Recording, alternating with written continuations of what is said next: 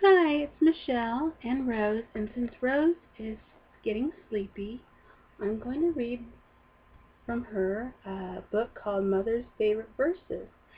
And it's a book that, remember the days when you snuggled safe in your mother's lap and she read a poem or sang a song? Remember the poem you memorized for that school program, or the song you learned back in the good old days?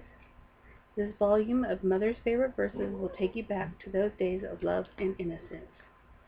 So we're going to read a few stories from here while Rose sleeps.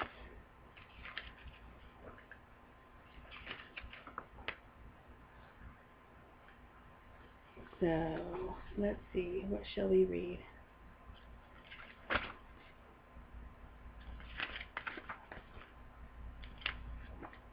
Well, since Rose has her little blankie and it's Twinkle Twinkle Star, what we're going to do is read you the star, and it's the full version of from the song, but it's all the verses.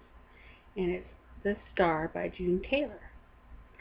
Twinkle, twinkle, little star, how I wonder what you are, up above the world so high, like a diamond in the sky. When the blazing sun is set, when the grass with dew is wet, then you show your little light, twinkle, twinkle, all the night. Then the traveler in the dark thanks you for your very tiny spark. He could not see which way to go if you did not twinkle so. In the dark blue sky you keep, and often through the curtains peep, for you never shut your eye till the sun is in the sky. As your bright and tiny spark lights the traveler in the dark, though I know not what you are, twinkle, twinkle, little star.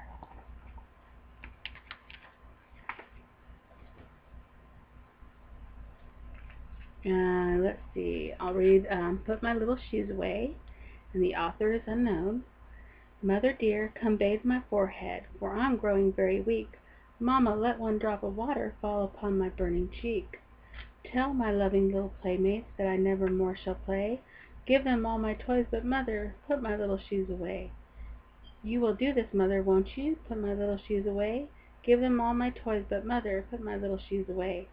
Santa Claus, he brought them to me with lots of other things, and I think he brought an angel with a pair of golden wings.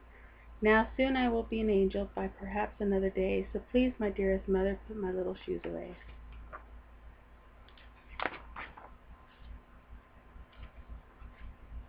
The Land of Make-Believe, author unknown. In the happy land of make-believe, all dreams come true, and they say, so take me back to the land tonight as a carefree child at play. Show me in the land of make-believe the old Pandora box, where troubles and cares are put away, and happiness seals the locks. Sing me in the land of make-believe, where weary teardrops start, the childish songs I love to hear and soothe my aching heart.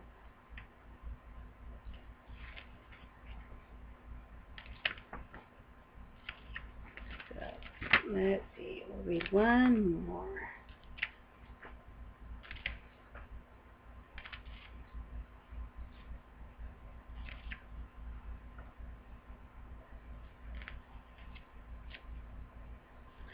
I think we'll read The Little Match Girl. Let me show you a picture from the book. Little Match Girl.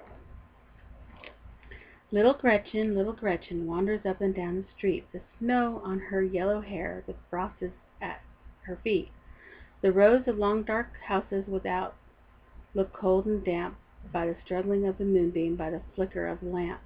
The clouds ride fast as horses, the wind is from the north, but no one cares for Gretchen, and no one looketh forth. Within those dark damp houses are merry faces bright, and happy hearts are watching out for the old year's latest night. And with the little box of matches she could not sell all day, and the thin tattered mantle the wind blows every way, she clingeth to the railing, the shivers in the gloom. There are parents sitting snugly by the firelight in the room, and children with grave faces are whispering one another a present for the new year, for father or for mother. But no one talks to Gretchen, and no one hears her speak. No breath of little whispers come warmly to her cheek. No little arms around her, ah me that there should be, and with so much happiness on earth, so much of misery. Sure there many blessings should scatter blessings around, as fruit trees in autumn fling their ripe fruits to the ground.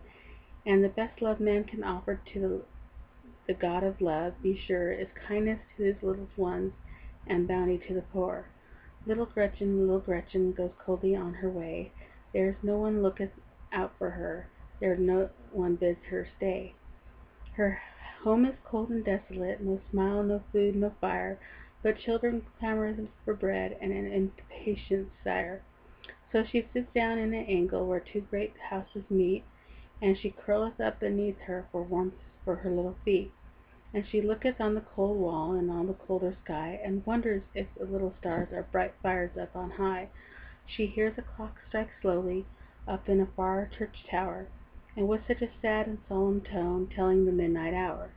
She remembers of tales of her mother used to tell, and of the cradle songs she sang, when summer's twilight fell, of good men and angels, and of the Holy Child, who was cradled in a manger when winter was most wild, who was poor and cold and hungry and desolate and lone, and she thought of the song that he had ever with his own. And all the poor and hungry and forsaken ones are his. How good of him to look out on me in such a place as this. Colder it grows and colder, but she does not feel it now, for the pressure at her heart and the weight upon her brow. But she struck one little match on the wall, so cold and bare, that she might look around her and see if he was there. The single match had kindled, and by the light it threw, it seemed to little Gretchen that the wall was rent in two, and she could see folks seated at a table richly spread, with heaps of goodly viands and red wine and pleasant bread. She could smell the fragrant savor, she could hear what they say. Then all was darkness once again, and the match had burned away. She struck another hastily, for now it seemed to see, within the same warm chamber, a glorious Christmas tree. The branches were all laden with things that children prize, bright gifts for boys and maidens, and she saw them with her eyes, and she almost seemed to touch them, and join the welcome shout, when darkness fell around her, for the little match was out. Another, yet another, she had tried, they will not light, till all her little store she took, and struck with all her might, and the whole miserable place was lighted with the glare, and she dreamed there stood a little child before her in the air, and there were blood drops on his forehead, a spear wound in his side, and a cruel nail prints on his feet, and his hands spread wide. And he looked upon her gently, and she felt that he had known pain, hunger, cold, and sorrow, equally to her own. And he pointed to the laden board and to the Christmas tree, and then up to the cold sky, and said, "Will Gretchen come with me?" The poor child felt her pulse swell, she felt her eyeballs swim, and a ringing sound was in her ears like her dead mother's hymn. Then folded both her thin white hands, and turned from that bright board, and with the golden gifts, and said, will thee, O Lord." And chilly winter morning breaks upon the dull skies, and on the city wrapped in vapor the spot where Gretchen lies. In her scant and tattered garment, with her back against the wall, she stood cold and rigid, she answers no call. They have lifted her up fearfully, they shuddered as they said, "It was bitter, bitter night, the child is frozen dead." The angels sang their greeting for one more redeemed from sin. Men said it was bitter night, would no one let her in? And they shivered as they spoke of her, and sighed. They could not see how much of happiness there was after that misery. So, anyways, not all the stories in here are sad ones, but they got beautiful stories and beautiful illustrations. I don't know if you can see it. I don't want to wake up Rose.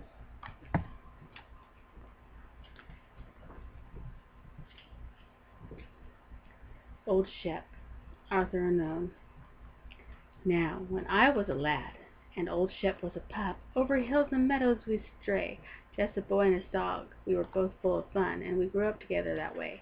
I remember the time at Old Swimming Hole when I would have drowned beyond doubt, but old Shep was right there. To the rescue he came, and he jumped in and helped pull me out. The years fast did go, and at last he grew old. His eyesight was fast growing dim, and one day the doctor looked at me and said, "I can't do no more for him, Jim." With hands that were trembling, I picked up my gun. I aimed it at Shep's faithful head. but I just couldn't do it. I wanted to run. I wish they could shoot me instead. He came to my side and he sat on the ground and lifted his little head to my knee, and I stroked the best friend that a man ever had. I cried so I scarcely could see. Now old Shep, he knew he was going to go, and he reached out and licked my hand, and he looked up at me just as much as to say, we're parting, but you understand. Now old Shep is gone where the good doggies go, and no more with old Shep will I roam, but it dogs have a heaven, there's one thing I know, old Shep has a wonderful home. So that's all the stories I'm going to read out of this one, and it's called Mother's Favorite Verses. So I hope you all have a good day, and give your babies a hug and kiss for me. Thanks for listening to the stories. Bye.